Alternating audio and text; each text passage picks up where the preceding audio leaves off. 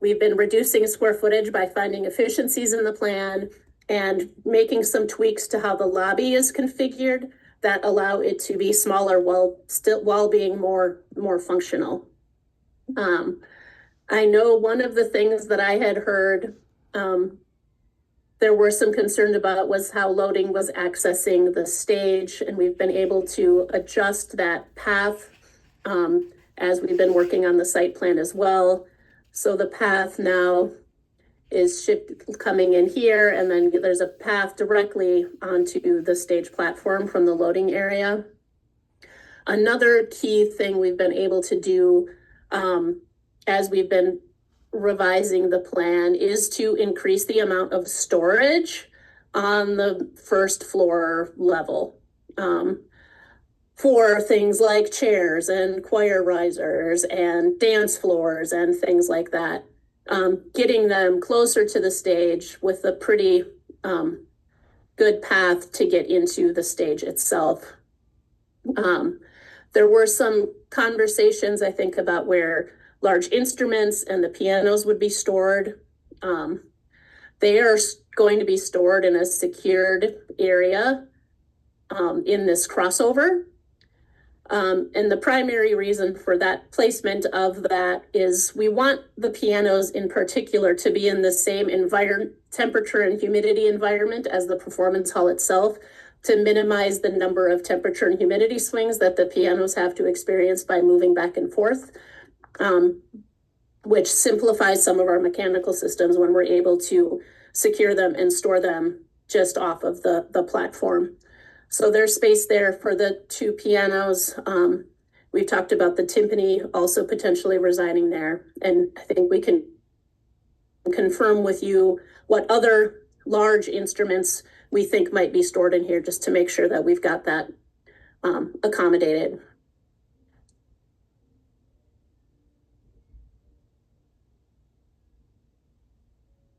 And then moving up to the second floor, this is the primary location of the dressing room and performer support spaces along the southern bar. We have a wardrobe and laundry space for washing costumes and some additional storage for dance up on this level. With then a large, I wouldn't say it's a freight elevator, but it's a large service elevator that is traversing between the two floors to make the movement of things that have to be stored upstairs as simple as possible. And that is located right here. The bulk of the change in the floor plan configuration you've probably seen has been in the east side of the building and how the visual arts components are fitting together in some of the front of house spaces that support the lobby.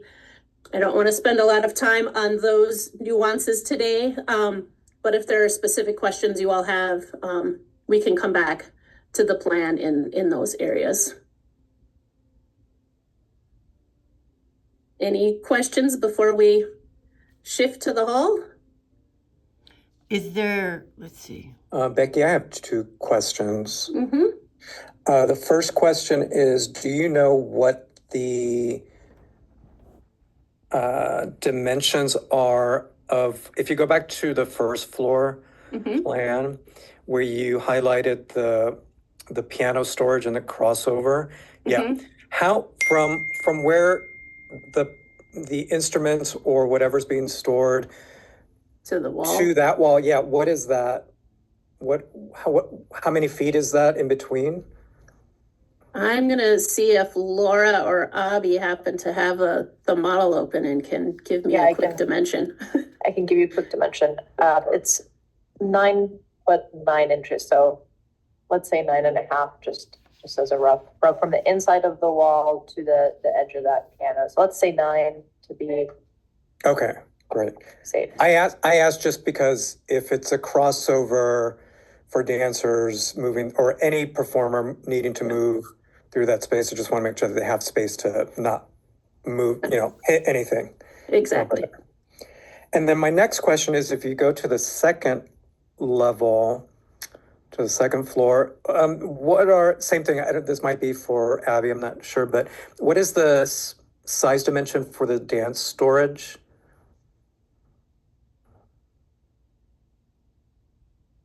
Got you, one moment.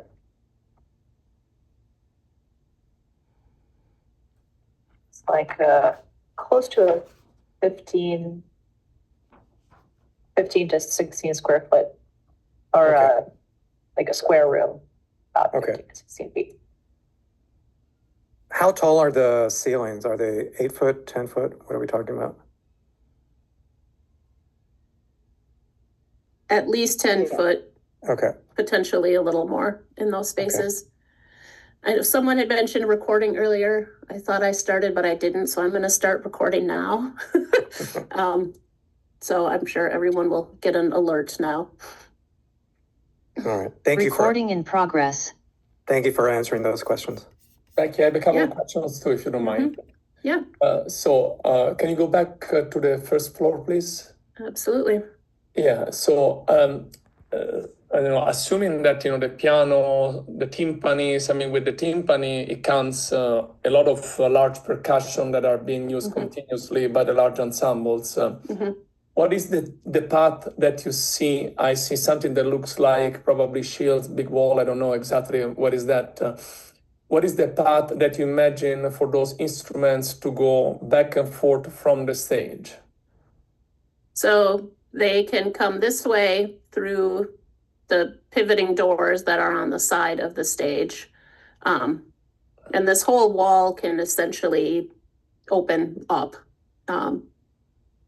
And do you so want- that's probably the primary path. It could also come from this side.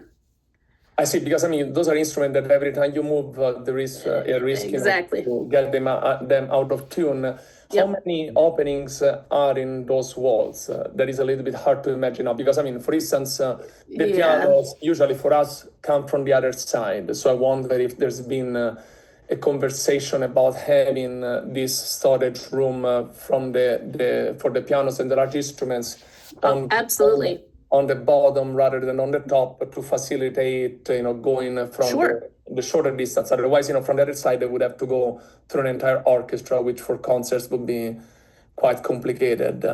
Yeah, absolutely. We can shift the side.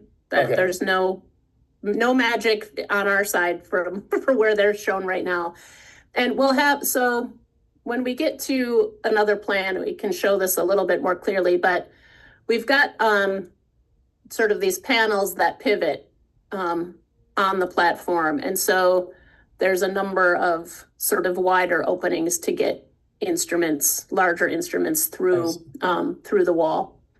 And there will be enough space for a 9-foot piano to curve safely with 3 people maneuvering it and getting inside it. Yeah. Right. And my next question is about the storage, because I mean, that path, I'm imagining when I need to move 100 chairs for my large concerts, and when we have risers for the chorus, when it makes 150 people, that passage to me seems a little challenging because of the many curves that you have to do with racks and so on. I mean, I would have imagined I understand the need for the loading, absolutely, it's very important. Yep. But I also see that path from the storage, making traffic to go on stage with particularly risers when we have chorus and brass, or any big things that comes from there, those seem quite tight. Just to, again, I'm not an architect, but I know when people need to move stuff, and I know how many people I need every time that we need to have all the stuff moving. Also, how large is the storage area, considering the number of chairs, stands, extra instruments, risers, extra risers, because chorus and orchestra have different kind of risers. So it's double the quantity and different kind of spaces. So I wonder what would be the size, and if anybody has measured what we have at the moment behind Armstrong when we have everything stored there. Yeah, we haven't compared to what is in Armstrong. I think as we continue developing, we'll be doing a layout of that storage room that shows all of the carts for all of the various risers and chairs to make sure that they fit in there. I think where these doors are exactly positioned and the size of some of these doors, I think is still in flux. You're absolutely right. We want to minimize the number of turns that we can make, but we've got a corridor that is of a width that will allow us to make those turns. And also where you're seeing these doors that sort of swing out into the hallway like that, they'll actually fold flat against the wall. So that whole opening will be clear and you'll have the full width of the corridor to maneuver in without having to maneuver around doors. But we can also do a diagram that shows what that path looks like and how those turns work as we test the size of the room itself. So Becky, what about a door between loading and storage? That Yeah, could we be can- handy for a number of reasons. That Yep. would eliminate a bunch of Exactly. turns. Yep, that is also possible, Robert. Absolutely. Becky, speaking of the Right here. loading, I was wondering is there a set of double doors directly in line with the loading dock right now? So this is the main overhead rolling door, and then there's a pair of doors here and here across the hallway. So this is an overhead door from the exterior. Okay, and Is that what you were asking? Yeah, I'm getting this information from TDP, so bear with me. What they're saying is that the preference would be for all of the doors to be in line from the loading dock into the stage space to all be in line and larger than standard doors. The bigger the better. These doors will restrict what can and cannot be brought into the spaces. If we're thinking of Right. doing opera in this space, this would be a big deal. Right. Right.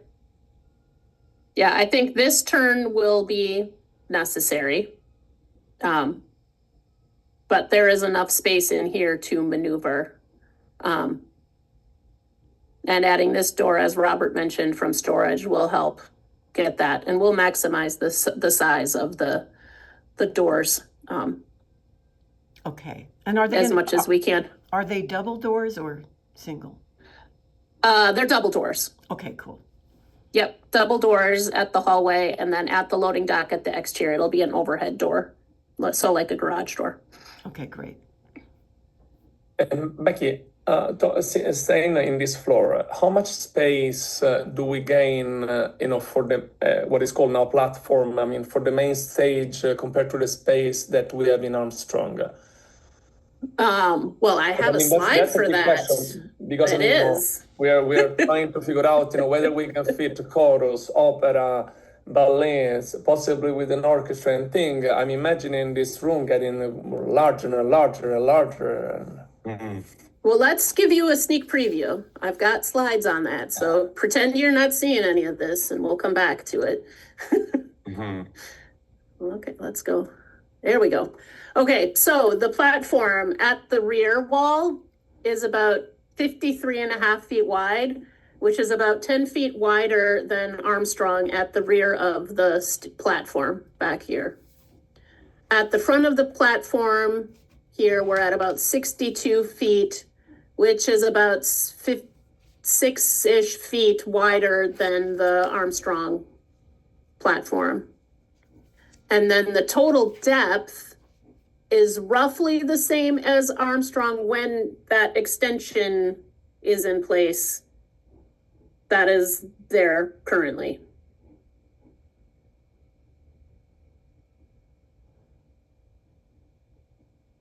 And we've provided in this packet as we get through this, some layouts that demonstrate what we think that means in terms of fitting an orchestra, as you see now, or orchestra and choir.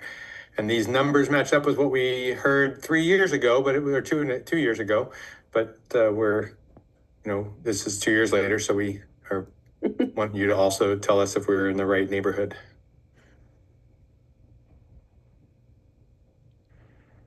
So. Sorry, counting chairs. Yeah, it says 91 at the bottom. 91 symphony, a symphony of 91 on the bottom left, Or 75. or left, and 75 with 66 chorus on the right. And there's no magic to that. You can do an extra row of chorus and fewer orchestra, obviously, whatever. Yeah. But these don't count risers for the winds and brass and percussion, do they? we're not showing them at this time. There's no reason we can't include. There's Because I more mean, those discussion. waste a lot of space, unfortunately, and it's that would be the count, for to have when it's orchestra. I mean, I think that the space, if we consider what we have in the proscenium that we lose now in Armstrong, plus a little bit, as Becky was saying, for the dimension, it surely helps, compared to what we have now. So for in a configuration of orchestra and choir, that should solve 90% of our problems. The thing, and again, I'm just sharing thoughts. I'm a musician. Well, good. This is why we're The here. thing that I'm a little worried about this for you guys to think about is any configuration in which we might have an ensemble of sort with opera or ballet, as we're hoping at some point we might be able maybe to do something all together, things like that. I know that there's been conversation about having the opera here without a pit with this dimension. I'm not sure an opera would be feasible other than, say, a Handel opera with an orchestra on a side, very small with 15, 20 elements at the most. We wouldn't be able to do Hansel and Gretel on this stage or any such thing. I just want to make sure that everybody has this clear. I suppose you could tell us what you think might be typical, and we can test out those dimensions. Putting the orchestra on stage with a larger ensemble, of course, creates the challenge of balance. You don't get the benefit of playing into the room from a different geometry like you do with an orchestra pit.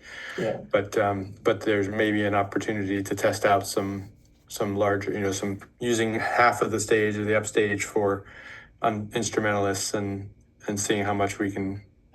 And just wondering again, there's not a space in the proscenium underneath the stage for which we might be able to create a semi-pit. Is there?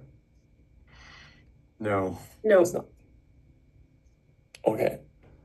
That's going to compromise the opera, probably. One more question. Do we have an acoustical sound cloud in this We plan? will. We don't have them drawn yet. But we will have reflectors up above the platform as well as reflectors over the audience. The ones above the platform will be able to be adjusted in height and likely are going to tilt so that we can bring in some additional lighting and things like that to support dance. And we'll show an example of how that might work as well. Great. So those specific acoustic needs of like symphonic music as opposed to opera, as opposed to amplified or speech events, will have sound clouds that can adjust to that reverberation. Yes. Good. And we'll have variable acoustic curtains that are in the room that can be adjusted as well. The side walls, probably the rear wall of the audience chamber, as well as up above in the catwalk area. Yep. Great. And is the back wall or the side walls, are they adjustable in terms of, creating a smaller space, a larger space, or creating a different acoustical environment along with the clouds? We haven't gotten that far in the conversation. There is a possibility of a recital screen or a moving element that you could roll away from the wall. Pull out of the rear wall. That would allow you to make a smaller stage for recital, for example. Yeah, because that would be great because it's, we could use this space in so many other ways without adding practically any extra cost. Right.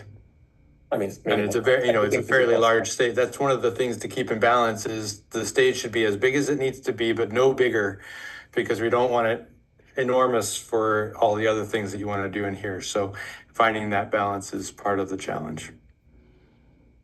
I have a question that's maybe it's an overall question. It comes again from theater and voice and TDP, and it's a big one. It's the right size of the concert hall in general. We already have a 600-person one in OBT, and we're proposing another 600-seat venue here. And the question is just, would a 400-seat venue might be better to serve the audience, create more intimacy, possibly a higher demand environment? Like we're wondering, is there a reason that we're going to duplicate like the same size? Would there be, and if we made it smaller, like 400 seat, would there be more room for some of these things that we are asking? Or is this a decision that, President Fitzsimmons has already made and it's a done deal? Maybe Mike? I'll start with Go ahead. that. Sorry, Please. just because I know a lot of the history. We were trying to do a much larger hall, and due to costs, we've been cutting the seat count. So it has ended up at 600. They would love, Tracy Fitzsimmons would love for it to be back to 750, 800. But I think reducing it is not in the cards. Okay. And I was just going to offer. I'm sorry, I was just going to offer that one of the challenges with orchestra performance is that if the audience gets too small, it gets very hard to control loudness in a room that doesn't have a commensurate size of audience and ensemble. So shrinking the room but making the stage larger is moving in the wrong direction to make the room respond the way you want it to for the types of things we're talking about being on stage. Thank you. Thank you, Nancy and Scott. And I think the only thing I would add, Catherine, is also that because we have 400 seats on the bottom, the orchestra tier, and 200 in the balcony, we have the opportunity and the option to not open the balcony for certain events and have all of our patrons in a more concentrated space. I know that's not exactly the same as a 400 seat recital hall or smaller chamber hall, but we are thinking about that in terms of programming and what productions and performances may reap the benefit of closing off the balcony and vice versa. So that's part of the conversation. Again, being flexible to the environments of what we're presenting. Thank you. And perhaps just to add to that, Jennifer agreed, the room will feel at that scale very intimate because you have the ability to really energize the room in a nice way with a smaller ensemble. And that will be part of the intention for the way the acoustic aesthetic of the room comes together.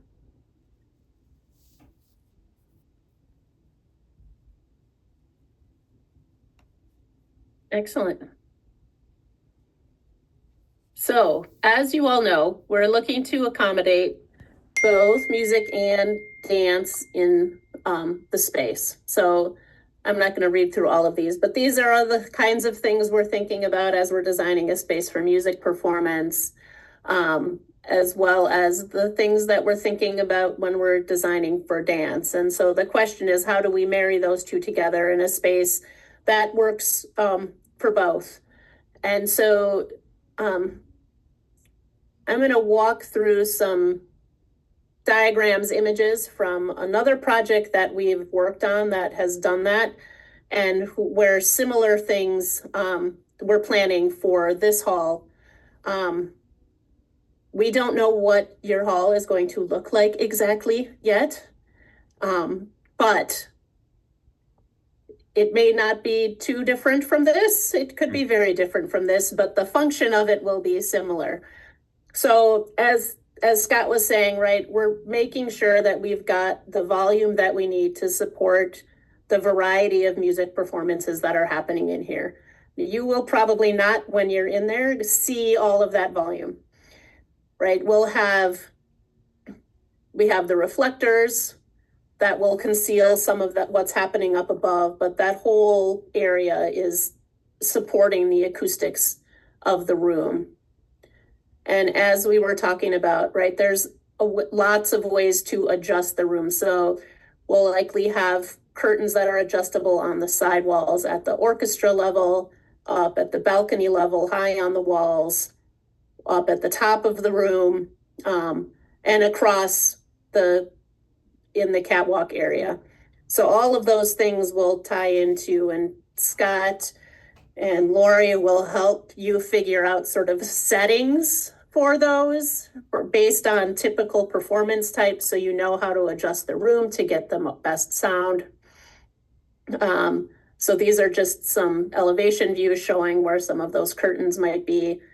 And then we may not ever see any of those curtains. So in this hall, we have these acoustically transparent screens that cover all of those curtains so that the room looks the same no matter what kind of performance is happening.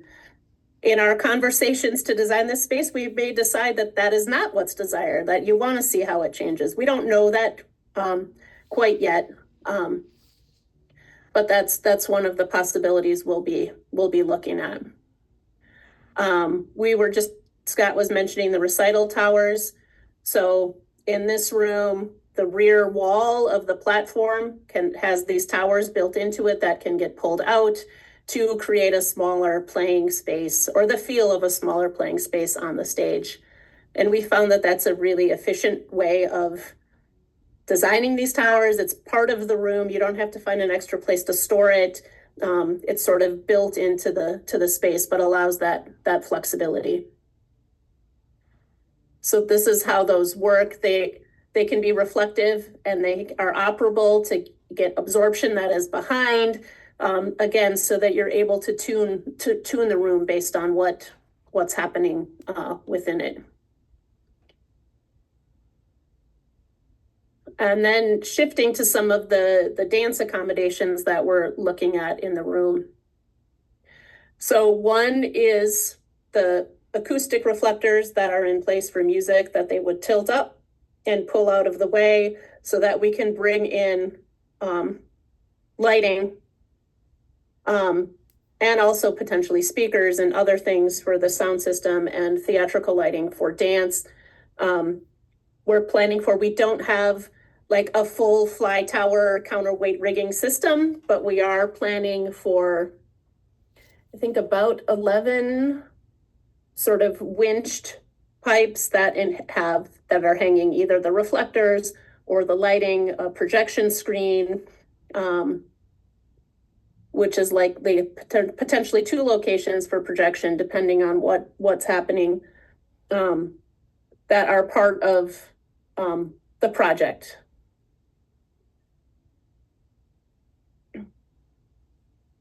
So here is a view of that room with those reflectors pulled out of the way, the theatrical lighting coming down into the space, the speakers flown in.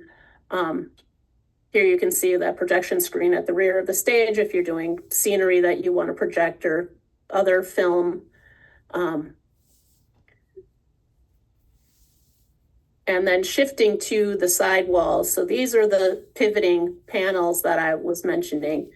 This, you can kind of ignore some of this because it's not quite our configuration, but those panels can swing open to become essentially wings and borders. And then behind that, incorporated into the walls, are additional light battens so you can light from the side as well. There's also absorption along those rear walls to manage acoustics. And so this is just a view in this room of the walls spun open. You can kind of see a little bit in this corner, some of the lights that are mounted on the wall sort of peeking through. And then here you can see those panels, how they sort of create the wings on and the borders on the stage there. Hey, Becky, I have another question. Mm-hmm. So with those panels sort of acting as wings, is the assumption that we wouldn't need extra curtains to come down? Is that right? Mm-hmm. Okay. Yeah. But if we wanted it, is that possible? I think that would be possible. Okay. I'm just hearing voices saying blah, blah, blah, blah, blah, blah, blah. So I'm just asking the question now. If it is possible to add wings if we wanted to, but those act as wings as is right now. Yes. Okay, great, thank you. Becky, did I understand, you said there is a fly system? There is rigging. There are, I think, about 11 winched line sets, but it's not like a full counterweight rigging system that you would have in a proscenium theater. So these pipes that the lights are on or that the screen are on can get pulled up and out of the way. You could hang curtains on a pipe if you wanted to, but this is not a full fly tower that is pulling everything all the way out of the room. And is there a way the light can get through the acoustical sound clouds, the lighting? This lighting not be used when those clouds are down. There's different lighting that's being used when the clouds are in place. And would you need clouds possibly for opera? Yes. Yes. So if you had an opera, you had a choice of either using the sound clouds or having lighting? Well, there's other theatrical lighting coming from the catwalks that are farther back in the room. But most of this lighting would not be used in that configuration. And we would make a choice about the settings for that ceiling that might involve some deployed panels as reflective surface and some out of the way to reduce, again, to balance the orchestra with the singers. We might not want the reflective surface over the orchestra so that the singers get the benefit of a reflector where they're presenting. So there would be a mix of use for that setting of the room. So that sounds like an orchestral choral concert, but in terms of an operatic performance, No, I'm saying if you did an opera on stage with an upstage pit band, for example, we might choose a setting or be able to manipulate the overhead reflectors to serve the singers over the presence of the orchestra behind them. Okay. Yeah. And do those clouds come down or just move side to side? Their height can be adjusted. They can be adjusted because it And- seems very high. Understanding the needs of Yeah. the division, but we don't always have the orchestra with 100 people. Right. I mean, as we have pieces with 45, and having 45 with such a high ceiling might be a problem. To hear anywhere in the audience. Yeah, they can be adjusted. I have one more question in terms of the lights and the pipes. If it's not a counterweight, is it an electric? Is it how do they move up and down? It's motorized, I think. It's motorized? Yeah, it's a winch system that's Okay. motorized. Great.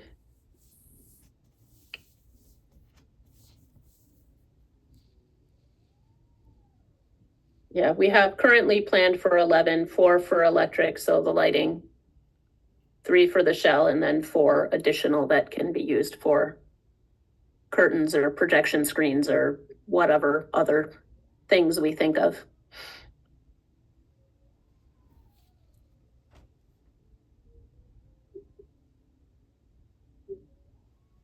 So this is the platform dimensions that we just talked about, those couple of layouts. I think one question that came through probably from you, Maurice, was what is the stage floor? It is a resilient floor that will be supportive for dance. We would imagine that you probably have a Marley that you, for some performances, would roll out on top of this floor assembly, but this is the floor system that we're using as our sort of basis of design. And then the Marley surfaces would be stored in one of the storage rooms and rolled over when needed.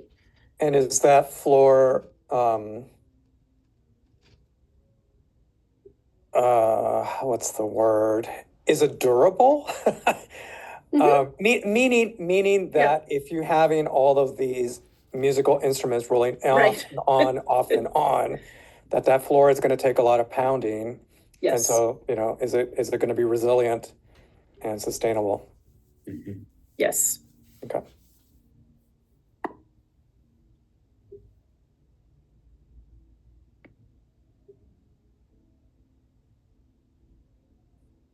I think that was my last.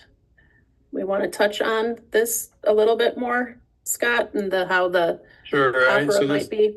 this was a photo just from Houston Symphony that presented Salome in Jones Hall with the performance happening downstage of the orchestra. Of course, this is an enormous piece, but was just identifying the fact that you can, of course, decorate, set the room with sets or with things that are evocative of the scene you're intending to share in this setting without a pit. That orchestral balance with the singer doesn't have the same benefits you get from a pit of having a different geometry for the orchestra to play into the room, but that we have these other things we can manipulate within the room to respond to that to some degree. And then ultimately, we assume that some, for the singers who need to have the experience of singing with a pit in front of them and with full sets and full complement of the acting component of opera should likely still, we assume they're still finding time in OBT for that. But those are our starting assumptions based on what we've heard from you. You can steer us otherwise if we need to be steered.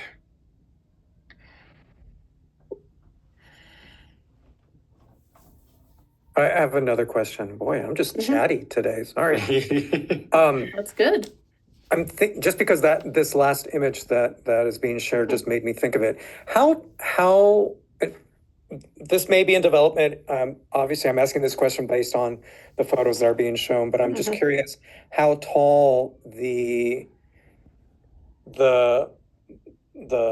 movable doors are.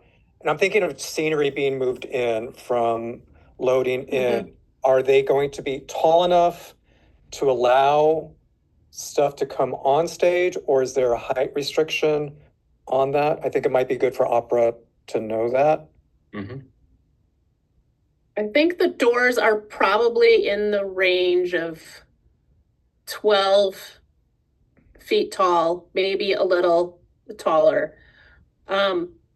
Anything that comes in to the building will have to fit through the loading dock door, and the doors coming across the loading dock door would be a typical sort of overhead door that's maybe 10 feet tall and 8 feet wide. So that is the clear path that we would have from loading onto the platform itself.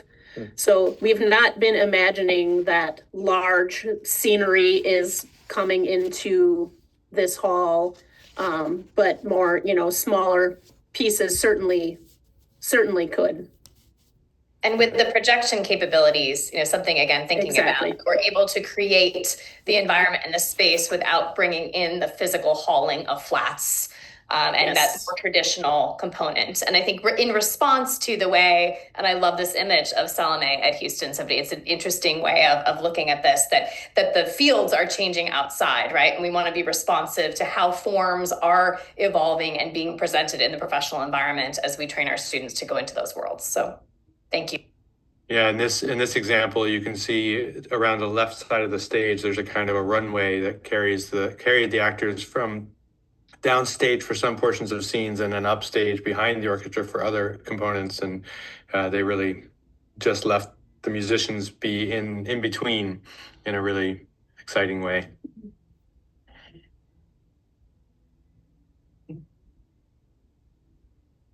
I think those were all the slides that we had prepared. If there's anything you want us to go back to or any other questions, obviously we are here to answer those questions as best we can at this stage.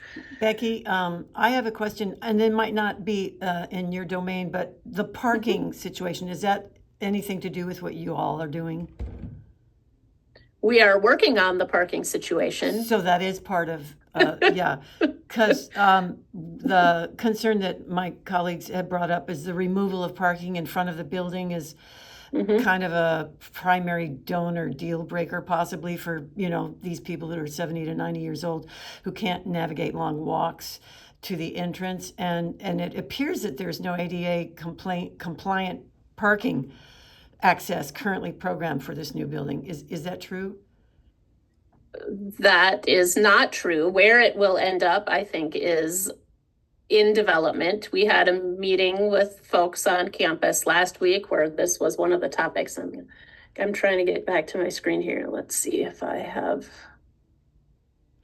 So this was a site plan that we shared last week. I would say that the parking component of it is probably the one thing we're still exploring.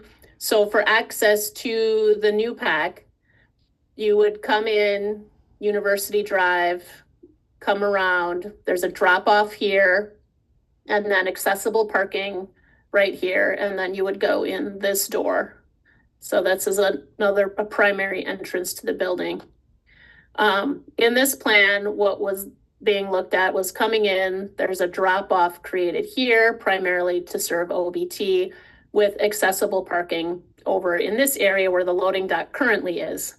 I think the conversation we had last week was exactly what you were just saying, Catherine, is there a way to get some accessible parking closer to the entrance to OBT? And so we haven't resolved that yet, but it is definitely something that we're looking at. Also, bus logistics. So when we have, groups coming in, is there we don't see in the current drawings any account for the turning radius or the unloading zones required for a high school or retirement center buses. Is that something that we're missing? I would need to talk to my colleagues, but I think we've been imagining that we would be able to drop off at these locations, the same locations for buses as well. But we'll confirm with the turning radii and all of that. Okay. Becky, I have a question about this. I mean, it's related, but now that I see exactly where the position of the building should be, I've not seen a space in the actual plan for a large green room. I saw a space for a green room of such of those that we would use for maybe a conductor, a soloist, two singers. Not seeing a space where I can fit 90 musicians with instruments. And of course, considering the building's distance from Armstrong, it would be not feasible for them to store their instruments in Armstrong, walk them, play half of the concert, walk them back, walk them in, and Well, that is what this room is here on the second floor, which is called Flex Performer Support. So that's a larger space that the orchestra can come in and we can store their cases. And that can spill over into the dressing rooms if needed and to the green room that is downstairs. And are they soundproofed? So the instrumentals, people, the instrumentalists can warm up there? We're separated from any critical space by a buffer space of the lobby hallway, and so we can certainly make it. It's close to the lobby, so if you were concerned that you would overhear some sense of warm up happening. Yeah. Yeah. I mostly wonder about leaking into the auditorium when we have a group that is warming up. And is there an elevator? I'm imagining my double bass players not wanting to go through this. Okay, great. Yep, right here. Yeah, but no, Thank we'll you be so sound isolated from the auditorium for certain. Wonderful. Yeah. Thank you. Also, is the first floor green room, it's fairly far from the stage, isn't it? And the second floor dressing rooms. Where is it? The green room is right here. Okay. Doesn't look that far from me. Yeah, it's not too far. Let's see. And dressing rooms on the second floor, yes. But we've had conversations about not everything can be on the first floor. So how might we make that path easier, but still function well? Can the second floor dressing rooms, are they accommodating rolling costume racks? Are they large enough to the doorways? Yeah. Yep. Okay.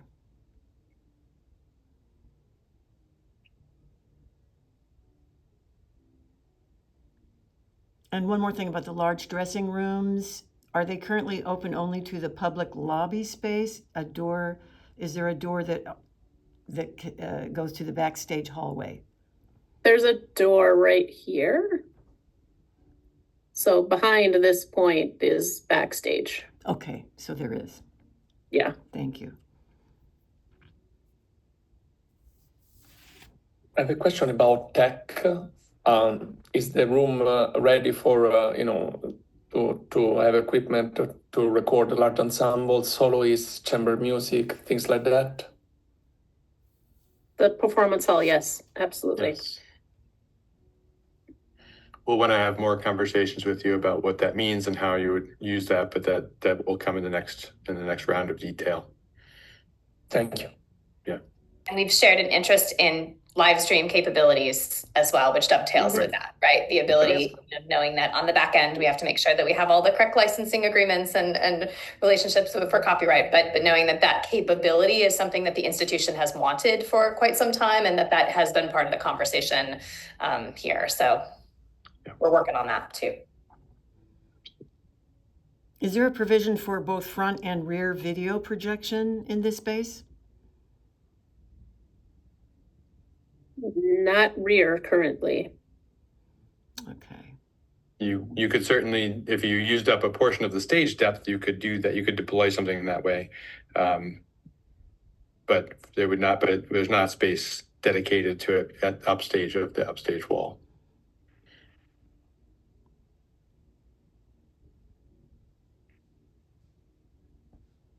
And Becky, I'm assuming that on the lower right square is where potentially the dance wing would be. Is that what That is exactly what you're seeing right here. Yes. And in terms of, I know this changes, but in today's money, what is that? What does that cost? Oh, that is a good question. I don't Nancy, think we've looked at it I don't since, think we since have. our last study, Maurice. But we have identified a space list for that space, so we could do some cost per square foot numbers and get back to you. Is this thinking still a 2-floor, or is it just a 1-floor? Like what is your perspective on that? The thinking right now is it's 1 story with a large rehearsal studio, 60 by 40, plus some sort of wing-ish type space when you come in, plus changing rooms for faculty and students, and storage are the primary components of that Got it. space. Got it. Do you know what the plans are for creating video system patches? And again, I'm getting this from TDP. They have a need for USC, the control booth, all dressing rooms, the production office. Do we have a plan on creating video system patch bays to be able to route the signal quickly and efficiently to all these places? Yes. Yeah. Production videos so that you can see what's happening from the dressing rooms. Yes. Yes. All of that is in the plan, or in the not in the plan yet because we haven't drawn it, but in the budget. Planning. It's In the budget. In the That's budget. the There you important go. thing. Thank you, Nancy. Exactly. And also an intercom and paging system. Also, Yes. yeah, Yep. Yes. great.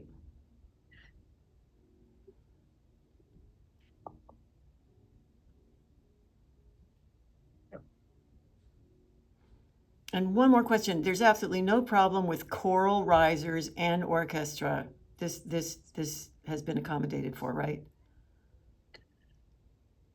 Yes. I mean, we haven't designed what they are yet, and we'll work through that with you, but we're assuming that the choral risers are not the same as orchestra risers Right. because they require different dimensions. And yeah, both are Both are intended. And the extent of orchestra risers is something we'll want to discuss further to know how to best serve you with that. Thank you.